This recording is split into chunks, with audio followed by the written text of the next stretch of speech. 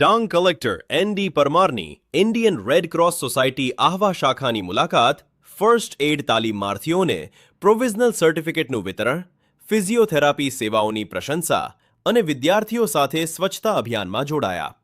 Indian Red Cross Society Ahwa શાખા દ્વારા સંચાલિત ફર્સ્ટ એડ તાલીમ વર્ગની ડાંગ જિલ્લાના કલેક્ટર તથા Indian Red Cross Society Ahwa શાખાના પ્રમુખ શ્રી એન.ડી. પરમારે મુલાકાત લઈ તાલીમની કામગીરીનું નિરીક્ષણ કર્યું હતું. આ પ્રસંગે કલેક્ટર શ્રી એન.ડી. પરમારના હસ્તે તાલીમાર્થીઓને પ્રોવિઝનલ સર્ટિફિકેટનું વિતરણ કરવામાં આવ્યું હતું. તાલીમાર્થીઓને સંબોધતા તેમણે જણાવ્યું હતું કે ફર્સ્ટ એડની તાલીમ માત્ર પ્રમાણપત્ર મેળવવા પૂરતી મર્યાદિત નથી, પરંતુ અકસ્માત, આપત્તિ કે અન્ય કટોકટીની સ્થિતિમાં સમયસર અને યોગ્ય પ્રાથમિક સારવાર આપી કોઈનું જીવન બચાવવામાં અત્યંત મહત્વની ભૂમિકા ભજવે છે. તેમણે તાલીમાર્થીઓને પ્રાપ્ત જ્ઞાનનો સમાજ હિતમાં ઉપયોગ કરી માનવ સેવાની ભાવના સાથે કાર્ય કરવાની પ્રેરણા આપી હતી.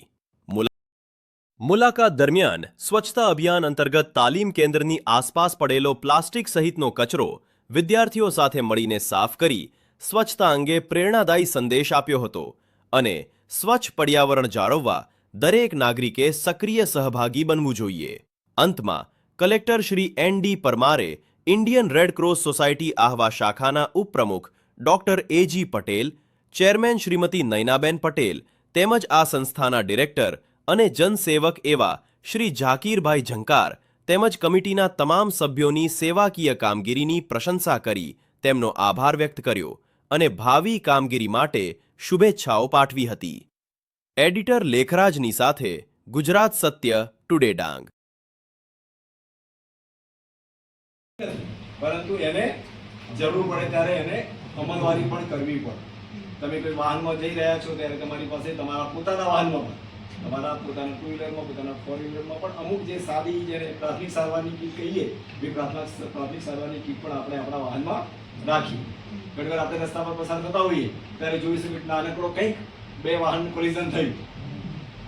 કોલિઝન થયા પછી શું થશે? ચારે બાજુ ટોળું વળશે.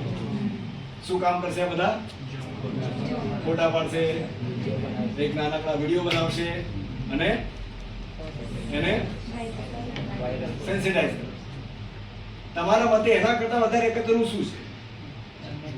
એના કરતાં વધારે અગત્યનું છે કે જે વ્યક્તિને કંઈ નાની મોટી ઈજા થઈ છે, શક્ય છે કે કોઈ વ્યક્તિની બહુ હાલત ગંભીર પણ બની શકતી હોય, ત્યારે આપણે આપણો મોબાઈલની બાજુ મૂકી રહીએ.